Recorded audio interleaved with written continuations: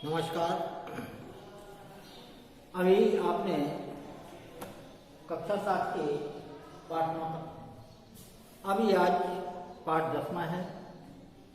शीर्षक है कबीर के दोहे। तो पहले कवि परिचय।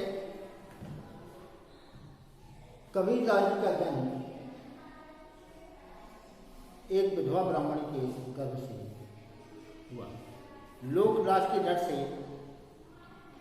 ये उसे लहरतारा ताल के पास फेंकाई, जहां नीरू और नीमा नामक जुलाहे दंपति ने उनका पालन किया। और ये कहाँ हुआ था? बनारस। तो कबीरदास जी ब्रह्म तो निर्गुण निराकार अगम्य तथा अभूत है, यानी वो मानते थे कि ईश्वर है, लेकिन सब जगह विराजमान है। ना वो मूर्ति पूजा में विश्वास रखते थे, ना बुद्ध पूजा में। अर्थात न वो हिंदू पक्ष में थे, न तो मुसलमान थे। वो समझते थे कि ईश्वर की एक सत्ता है, आप जहां भी चाहें उसे याद कर सकते हैं, और उस अगोचर ईश्वर को ज्ञान के द्वारा ही प्राप्त किया जा सकता है, माया मोह से नहीं। उन्होंने माया को ईश्वर प्राप्ति में बाधक माना है। अर्थात माया मनुष्य को चारों ओर से घेरे रहती है, जो ईश्वर तक पहुंचने में उसकी मदद नहीं करती। कहा भी गया है, माया महाठगन हम त्रिगुण फांस लियो कर मजबूत। इसके बारे में कबीरदास जी ने कहा कि माया से व्याप्त मनुष्य उस ईश्वर को नहीं पहचान पाता। कबीरदास जी ने गुरु की महिमा का बहुत महत्व दिया है।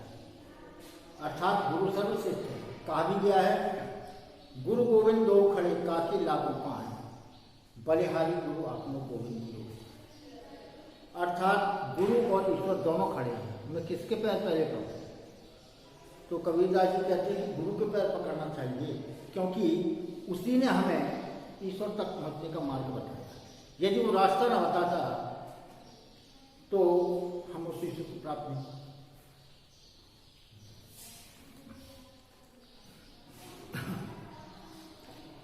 तो कबीरदास जी अनपढ़ थे। उनके शिष्यों ने उनके मुख से निकले शब्दों को लिपिबद्ध किया है। अर्थात उनके शिष्यों ने उनके गाए हुए दोहों को संग्रहित किया है। सीधे और सच्चे हृदय से मानव मात्र की भलाई के जो भाव और विचार उनके मुख से निकले हैं, वही उनका काव्य बना। कबीर की वाणी कबीर बीजक नामक ग्रंथ में संग्रहित है। उनकी भाषा सधुकड़ी भाषा कहा जाता है, क्योंकि उसमें राजस्थानी, पंजाबी, गुजराती, अवधी, ब्रज आदि अनेक भाषाओं के शब्द शामिल हैं। अर्थात उनकी भाषा को पंचमेल खिचड़ी भी कहा जाता है। जिस क्षेत्र में गए वहाँ की भाषा में उन्होंने लिखे, तो उनकी भाषा में सभी भाषाओं के शब्द पाए जाते हैं। और कबीर की मृत्यु सन 1575 में, और उस समय एक उदंती फैली थी कि मगहर नाम का स्थान है, जहां मरने वालों को नर्क प्राप्त होता है। इन्होंने इस रूढ़ी को दूर करने के लिए मरने के समय मगहर चले गए, और वहीं उनकी मृत्यु हुई। इनकी मृत्यु के संबंध में जो है, संवत 1575 कियो मगहर को कौन, माघ सुधी एकादशी रहो कौन। फिर उन्होंने अपना ये पार्थिव शरीर छोड़ दिया। ये था कवि के बारे में। अब आया ये दोहों के बारे में। भक्ति मार्ग की दो शाखाएं हैं, एक निर्गुण भक्ति, दूसरी सगुण। तो निर्गुण ब्रह्म जो सभी जगह व्याप्त है, वो निर्गुण भक्ति में आता है। इसमें कोई मूर्ति पूजा या बुद्ध पूजा नहीं है। सगुण भक्ति में ईश्वर की मूर्ति सामने होती है, जैसे राम का मंदिर, हनुमान जी, शिव जी। ये भक्ति में परमात्मा की तुलसी की आवश्यकता होती है। निर्गुण भक्ति में परमात्मा को अपने आप में खोजना होता है। अर्थात उसे मंदिर या मस्जिद जाने की आवश्यकता नहीं होती, बल्कि उसमें यह होता है कि मनुष्य यदि अपनी आत्मा में खोजे तो ईश्वर को खोज सकता है। निर्गुण कवि वास्तव में संतुलित है। समाज सुधारक भी थे और इन्होंने धर्म के क्षेत्र में बाहरी आडम्बरों का विरोध किया है। इन्होंने इसका विरोध करते हुए दोनों को फटकारा है, हिंदुओं और मुसलमानों को। जैसे हिंदुओं के मूड़ मुड़ाए हरि मिले तो सब ही बेच मुड़ाए, तो बार बार की मूर्ति भेड़ न बैकुंठ जाए। बोले यदि सिर घुटाने से चोटी रखाने से यदि सबको स्वर्ग पहुंच जाए तो बोले भेड़ को कई बार मुड़ा जाता है, लेकिन वो स्वर्ग नहीं जा पाती। इसी प्रकार मुसलमानों का कहता है कि कांकर पाथर जोड़ के मस्जिद नहीं बनाए, तामा है मुल्ला बाग दे क्या गया होगा खुदा। अर्थात जो मस्जिद में जाकर वो जोरों से चिल्लाते हैं तो वो कहता है कि खुदा बैठा है जो तुम्हारी बात नहीं सुनेगा। तो इस प्रकार उन्होंने बाहरी आडम्बरों का विरोध किया। उन्होंने समाज में समानता अंतर्मन की शुद्धि पर बल दिया। गुरु नानक, दादू दयाल, कबीर, मल्लू, इन्होंने समाज को एक समान माना है। ना ये हिंदू धर्म को मानने वाले थे, ना ही मुसलमान, अर्थात ये निर्गुण ब्रह्म के उपासक थे। तो इन्होंने निर्गुण साधना का संबंध ज्ञान मार्ग से और सगुण भक्ति का संबंध भक्ति से। इसके बारे में उन्होंने एक दोहा कहा है। क्या कहा है वो सुन लीजिए। सगुण रूप सुलभ अति, निर्गुण जाने नहीं कोई, सगुण अगुण नाना चरित, सुन सुन मन भ्रम कोई। तो इस प्रकार उन्होंने निर्गुण ब्रह्म की उपासना की है। तो ये था अभी उनकी भक्ति के बारे में। अब आप पहला इसको सुनिए। पहला दोहा जो है, कबीर संगत साधुकी बेग करीजे जाए। कबीरदास जी कहते हैं कि हमें सज्जन पुरुषों की संगति शीघ्र ही जाकर कर लेनी चाहिए। दुर्मत दूर गंवासी देशी सुमत होता है। दुर्मति जो हमारे बुरे विचार होते हैं वो उनके संगत में जाकर समाप्त हो जाते हैं और देशी सुमत होता है, जिससे हमारा कल्याण हो वो उपाय हमें बताया जाता है। ये था पहला दोहा कि कबीर भगत साधुकी बेग करीजे जाए। कबीरदास जी कहते हैं कि सज्जन पुरुषों की संगत हमें शीघ्र जाकर कर लेना चाहिए। क्यों? दुर्मत दूर गंवाई थी, इससे हमारे अवगुण नष्ट होते हैं और सच्ची बुद्धि आती है। तो देशी समझ पता है और वो जो लोग उपाय बताते हैं वो हमारे कल्याणकारी, हमारे लिए वो कल्याणकारी होता है। इसलिए कहा गया है कि कबीर संगत साधुकी बेग करिए। कबीरदास जी कहते हैं कि सज्जन पुरुषों की संगति हमें शीघ्र ही जाकर कर लेनी चाहिए। क्यों? दुर्मत दूर गंवासी देशी सुमत होता है, जिससे हमारे बुरे विचार नष्ट होते हैं और हम अच्छे गुण सीख जाते हैं, जिसके कारण हमारा उद्धार होता है। ये था पहले दोहे का अर्थ। अब दूसरा दोहा देखिए। ऐसी वाणी बोलिए मन का आपा। कबीरदास जी कहते हैं कि हमें इस प्रकार की वाणी बोलना चाहिए जिससे हमारा हृदय प्रसन्न हो। ऐसी वाणी बोलिए मन का आपा। कबीरदास जी कहते हैं कि हमें इस प्रकार की मधुर वाणी बोलना चाहिए कि जिसके बोलने में हमारा हृदय भी प्रसन्न हो जाए। क्यों? औरन को शीतल करे आपो शीतल। और उस वाणी जो आपने बोली है औरन को शीतल करे, सुनने वाले को भी वो शीतलता प्रदान करते हैं आपके बेवजह। तो औरन को शीतल करे आपो शीतल, सुनने वाले को प्रसन्नता देते हैं और स्वयं भी प्रसन्न होते हैं। तो कबीरदास जी कहते हैं कि हमें सोच समझकर ही वाणी का प्रयोग करना चाहिए। कैसे? कटुक, जैसे वो कहा है, मधुर वचन है औषधि, कटुक वचन है थी, श्रवण द्वार हो संचय सकल से। देखिए कड़वे वचन कैसे होते हैं, जो हमारे हृदय में क्या होता है, क्रोध उत्पन्न करते हैं, और मधुर वचन है और मीठे वचन दवा के समान है। जिस प्रकार दवा से आराम मिलता है, इसी प्रकार सुनने वाले को भी आराम प्राप्त होता है, वो भी प्रसन्न होता है। तो इसीलिए कहा गया है कि ऐसी वाणी बोलिए मन का आपा खोए, औरन को शीतल करे आपो शीतल। हमें इस प्रकार की वाणी बोलना चाहिए जिससे हमारा हृदय प्रसन्न हो, सुनने वाले को भी प्रसन्नता हो और स्वयं भी प्रसन्न रह सके। अर्थात हमें कड़वे वचन नहीं बोलना चाहिए, क्योंकि कड़वे वचन विष के समान होते हैं। अब तीसरा दोहा देखिए, तिनका कबहू न निंदिए जो पायन तक होए, कबहू उड़ आँखन परे पीर घनेरी। तिनका कबहू न निंदिए, अपने से छोटे व्यक्ति की बुराई नहीं करनी। निंदा माने बुराई, क्योंकि तिनका है, आप समझ लो तो छोटा सा घास का एक छोटा सा तिनका है, जो पायन तक, जो आपके पैरों के नीचे पड़ा होता है, यानी आप छोटे से छोटे व्यक्ति का हमें अपमान नहीं करना चाहिए। इस प्रकार तिनका जो पैरों के नीचे भी पड़ा रहता है, उसकी आप परवाह नहीं करते।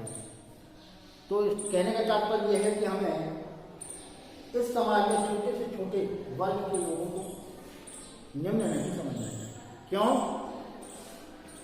कबहू उड़ आँखन परे पीर घनेरी। कभी वही तिनका यदि उड़कर आपकी आँख में चला जाए तो पीर घनेरी हो, आपको बहुत कष्टदायक। इसलिए हमें छोटे से छोटे लोगों के साथ स्नेह का व्यवहार करना चाहिए, कभी उन्हें अपने से नीचा नहीं समझना चाहिए। जिस प्रकार पैरों के पास पड़ा हुआ तिनका, जैसे आप मामूली समझते हैं, कभी वो भी हवा के द्वारा उड़कर यदि आपकी आँख में पड़ जाए तो पीर घनेरी हो, तो आपको महान कष्ट दे सकता है। इसीलिए हमें उसकी लघुता और उसके छोटेपन का ध्यान नहीं रखना चाहिए, हमें उसे भी सम्मान देना चाहिए। तो कबीरदास जी ने कहा है कि यहाँ इस समाज में, संसार में ना तो कोई छोटा है ना कोई बड़ा है, सभी अपने अपने कर्म के अनुसार बंधे हुए हैं। इसलिए हमें किसी को तुच्छ और अपने आप को बड़ा नहीं समझना चाहिए। जिस प्रकार तिनका एक तुच्छ है जो आपके पैरों के नीचे रहता है, लेकिन कभी यदि वो हवा के द्वारा उड़कर आपकी आँख में पड़ जाए तो आपको महान कष्ट दे सकता है। इसलिए हमें सबके साथ समान व्यवहार करना चाहिए, किसी को छोटा और निम्न नहीं समझना चाहिए, छोटा और बड़ा नहीं समझना चाहिए। चौथा दोहा देखिए, कबीरा गरम न कीजिए काल गहे कर किए। कबीरदास जी कहते हैं कि हमें अपने शरीर पर घमंड नहीं करना चाहिए कि हम बड़े तंदुरुस्त हैं और बलशाली हैं। आप उस बल का प्रयोग दूसरों को सताने के लिए करने लगे। क्यों? काल गहे कर केस माने बाल, काल माने समय, यानी मृत्यु आपके बाल पकड़े हुए, जाने कब आपको मृत्यु सैया पर लेटना पड़े। ना जानो कित मारे है क्या घर क्या परसे। इसलिए कबीरदास जी कहते हैं कि हमें अपने शरीर पर घमंड नहीं करना चाहिए, चाहे कितने बलशाली हो, शक्तिशाली हो, इसके द्वारा हमें किसी को सताना नहीं चाहिए। क्यों? काल गहे करके, वो मृत्यु रूपी समय हमारे बाल पकड़े हुए हैं। ना जाने कित मारे हैं क्या घर क्या परसे, ना जाने तुम्हारी मौत कब हो जाए, चाहे घर में हो या परदेश में हो, इसका कोई ठिकाना नहीं। इसलिए हमें कभी अपने ऊपर घमंड नहीं करना चाहिए, क्योंकि ये शरीर एक मिट्टी का बना हुआ खिलौना है, तो जरा से धक्के में टूट सकता है। इसलिए कबीरदास जी मनुष्य को समझाते हुए कहते हैं कि मनुष्य को अपने शरीर, अपनी ताकत आदि पर घमंड नहीं करना चाहिए, क्योंकि मृत्यु रूपी समय आपके बाल पकड़े हुए हैं। न जाने तुम्हारी मृत्यु कब हो जाए, चाहे घर में हो या परदेश में हो, इसका किसी को कोई पता नहीं। इसलिए मनुष्य को संभल कर चलना चाहिए और कभी भी घमंड न करना चाहिए। जहाँ भी जाए मृदुता और समानता का व्यवहार करना चाहिए। अब 5वां श्लोक देखिए। कस्तूरी कुंडल बसे मृग ढूंढे बनमान। कस्तूरी कुंडल बसे मृग ढूंढे बनमान। कस्तूरी एक प्रकार की औषधि होती है जिसकी सुगंध बड़ी तीखी होती है। तो कस्तूरी कुंडल बसे, कस्तूरी हिरण के नाभि में बसती है, अर्थात उसके पेट के उदर के अंदर होती है। तो कस्तूरी कुंडल बसे मृग ढूंढे बनमान। देखिए वो कस्तूरी की जो औषधि है वो उसकी नाभि में स्थित होती है, लेकिन जब वो सांस लेता है तो उसको खुशबू से आती है, तो उस खुशबू को ढूंढता हुआ वहां दूर तक जंगल में चला जाता है कि खुशबू कहाँ से आई। मृग ढूंढे बनमान, जंगल जंगल वो हिरण उस सुगंध को ढूंढता फिरता है कि ये सुगंध कहाँ से आई और कहाँ स्थित है, उसकी नाभि में। तो कस्तूरी कुंडल बसे मृग ढूंढे बनमान। कस्तूरी हिरण की नाभि में या उदर में स्थित होती है, लेकिन उसकी सुगंध जब वो सांस बाहर छोड़ता है सुगंध बाहर निकलती है, और उसी को सुनकर वो हिरण जंगल जंगल उस वस्तु की खोज करता फिरता है कि ये सुगंध कहाँ से आई। तो इसी प्रकार ऐसे घट घट राम है दुनिया देखी ना। इसी प्रकार कण कण में प्रत्येक मनुष्य में ईश्वर व्याप्त है, दुनिया देखी ना है, लेकिन दुनिया उसे देख नहीं पाती। कहीं मंदिर में जाती है, चलो भाई आज वैष्णो जी हो आए, उनने कहा चलो आज कामतानाथ जी हो आए। इस भ्रम में पड़ी रहती है कि हमें तीर्थ स्नान कराए। अरे उन तीर्थों से क्या लाभ, जबकि ईश्वर तो आपके शरीर में स्थित है। जब वो आपके शरीर में स्थित है फिर आप उसे कहाँ ढूंढ रहे हैं। तो उसी लिए कहा है कि कस्तूरी कुंडल बसे। देखिए वो कस्तूरी दवा होती है उस हिरण की नाभि में स्थित होती है, लेकिन जब वो श्वास बाहर निकालता है तो उसकी सुगंध उसे अच्छी आती है, और उसकी खोज में वो जंगल जंगल घूमता फिरता है। इसी प्रकार मनुष्य भी अपना काम करके कहीं मंदिर में, देवालयों में, कोई मस्जिद में, कोई गुरुद्वारे में जाता है, जबकि ईश्वर कहाँ है, उसके शरीर के अंदर, उसके हृदय के अंदर बसा हुआ है। लेकिन उसे ढूंढने के लिए हिंदू धर्म कोई तीर्थ यात्रा करता है, मुसलमान कोई हज को जाता है, इनमें कोई गुरुद्वारे में कोई अपने गुरु साहब के पास जाता है, कोई अमृतसर जाता है। तो ये सब क्या है, ईश्वर को ढूंढते फिरते, लेकिन वो सुगंध कहाँ से आ रही है, वो ईश्वर कहाँ व्याप्त है। जैसे हिरण की नाभि में कस्तूरी है, इसी प्रकार ईश्वर सबके हृदय में विराजमान है, लेकिन दुनिया देखी ना है, क्योंकि ये संसार माया मोह के चक्कर में पड़ा हुआ है। इसलिए यहाँ वहाँ जाकर खोज करता है और स्वयं ईश्वर को नहीं देख पाता। इसी के बारे में कबीरदास जी ने दोहा और लिखा है, ना कावे कैलाश में मुँह को कहाँ ढूंढे बंदे, मैं तो तेरे पास। ना मैं मंदिर ना मैं मस्जिद, ना कावे कैलाश में मुँह को कहाँ ढूंढे बंदे, मैं तो तेरे पास। उन्होंने ये कहा है, काबा कैलाश मंदिरों में आप मुझे कहाँ ढूंढते फिरते हैं, मुँह को कहाँ ढूंढे बंदे, मैं तो तेरे पास हूँ। मैं तो स्वयं आपके हृदय में बसी हुई हूँ, बसा हुआ हूँ, लेकिन फिर भी तुम यहाँ से वहाँ घूमते हो। इसी प्रकार उन्होंने उदाहरण दिया है कि कस्तूरी हिरण की नाभि में होती है और हिरण उसकी खोज में यहाँ वहाँ जाता है, लेकिन जंगल जंगल भटकने पर भी उसे वस्तु प्राप्त नहीं हो पाती। क्यों? क्योंकि वो स्वयं उसके शरीर के अंदर है। इसी प्रकार ऐसे घट घट राम है दुनिया देखी। इसलिए वो ईश्वर कण कण में प्रत्येक मनुष्य में विराजमान है, जिसे दुनिया स्वयं नहीं देख पाती। अब आगे श्लोक में है, निंदक नियरे राखिए आंगन कुटी क्षमा। निंदा करने वाले लोगों को, जो आपकी बुराई करे, उसको अपने पास रहना चाहिए। आंगन कुटी क्षमा, उसके लिए ठहरने के लिए अच्छे विश्राम स्थान, बढ़िया बैठने के लिए गद्दे आदि का इंतजाम करते हैं। आंगन कुटी छवाए, उसके रहने के लिए स्थान कर दे कि भैया आप यहां बैठो जो आपकी बुराई करे। लेकिन आजकल क्या उल्टा होता है, जो बुराई करे तो फौरन भगा देते हैं। तो निंदक नियरे राखिए आंगन कुटी छवाए। कबीरदास जी कहते हैं जो आपकी बुराई करे ऐसे व्यक्ति को उसके रहने का स्थान और पालन करके उसे रोज बैठाना चाहिए वहां पर कि मेरे सामने बैठ और मेरी बुराई कर।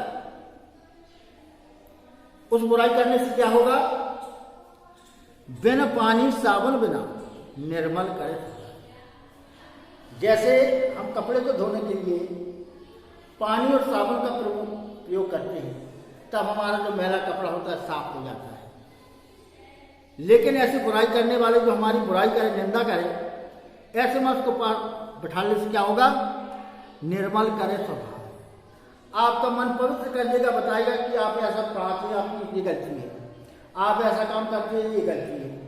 तो उससे गलतियां सुन के आप उनको सुधारते जाइए, तो वो कहते हैं आप इस प्रकार शुद्ध हो जाएंगे जैसे बिना और पानी और साबुन के कपड़ा स्वच्छ नहीं हो सकता। तो लेकिन निंदक को पास में रखने से, जो आपकी निंदा करे पास में रखने से आपका स्वभाव बिल्कुल निर्मल हो जाएगा, पवित्र हो जाएगा, क्योंकि वो आपकी कमियां बताता जाएगा, आप न दूर करें। तो इस प्रकार आपका स्वभाव बिल्कुल शुद्ध हो जाएगा। इसलिए ऐसे में उसको अपने पास बैठा रखें। लेकिन आजकल जरा सी बुराई करें तो उसको फौरन कहते भाग यहां से, उसको पास ही नहीं बैठने देते, अपनी कमियां नहीं गिराने देते। तो कबीरदास जी ने कहा है कि निंदक नियरे राखिए आंगन कुटी छवाए, बिन पानी साबुन बिना निर्मल कर छवाए। तो जो आपकी निंदा करे ऐसे व्यक्ति को अपने पास सम्मानपूर्वक बैठाना चाहिए, क्योंकि वो बिना पानी और साबुन के कोई कपड़ा साफ नहीं कर सकता। लेकिन निंदा करने वाला मनुष्य उस व्यक्ति के स्वभाव को निर्मल या स्वच्छ बना देता है। धीरे धीरे उसकी कमियां बताते बताते वो सभी कमियां दूर हो जाती हैं और मनुष्य स्वच्छ हो जाता है। अब देखिए अगला श्लोक। गुरु कुम्हार शिष्य कुंभ है, गढ़ गढ़ का है। गुरु कुम्हार के समान है। आपने देखा हो मिट्टी का जो घड़ा बनाया जाता है, कौन बनाता है? कुम्हार। तो गुरु कुम्हार शिष्य कुंभ है। इसमें गुरु की तुलना कुम्हार से की गई है और शिष्य की तुलना घड़े से की गई, क्योंकि कुम्हार ही उस घड़े का निर्माण करता है। इसी प्रकार गुरु ही अपने शिष्य को अच्छे गुणों से युक्त करता है। तो वो कहता है गुरु कुम्हार शिष्य कुंभ है, गढ़ गढ़ का है खोट।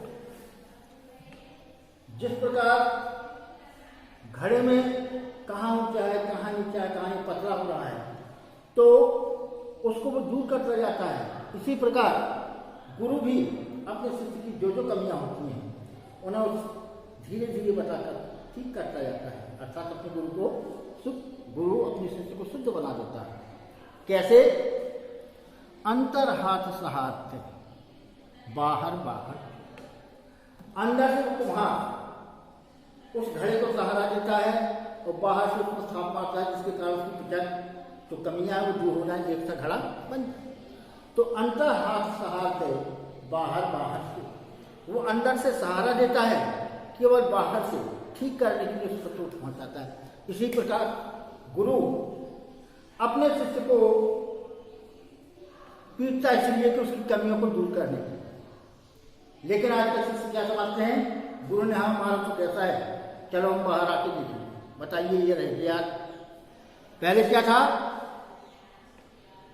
गुरु का अपमान कर दे तो उसके घर वाले हों तो घर वाले उसे सजा देंगे और आप ही। लेकिन अब ये जमाना बदल चुका है। केवल ये कवि के दोहों में स्थित रह गया है कि गुरु कुम्हार शिष्य कुंभ है, गढ़ गढ़ का है। गुरु कुम्हार के समान है और शिष्य घड़े के समान है, जो उसकी छोटी मोटी कमियों को दूर करता रहता है। अंतर हाथ सहारा, वो नीचे से सहारा देता है, बाहर से चोट करता है कि वो हमारा घड़ा बेकार ना हो जाए। इसी प्रकार गुरु भी है, उसकी छोटी छोटी कमियों को सजा द्वारा या दंड द्वारा दूर करता है, लेकिन उसके मन को, उसके हृदय को, उसके ज्ञान से पवित्र करता जाता है।